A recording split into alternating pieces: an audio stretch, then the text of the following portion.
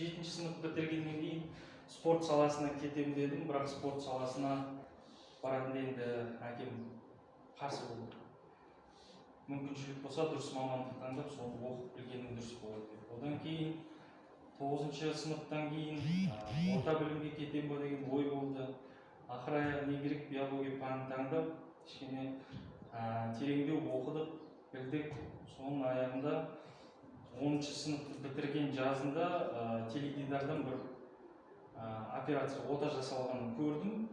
Сонда шетелдік мамандар 6 айлық балаға туа пайда болған жүрек ақауына ота жасады 6 сағат.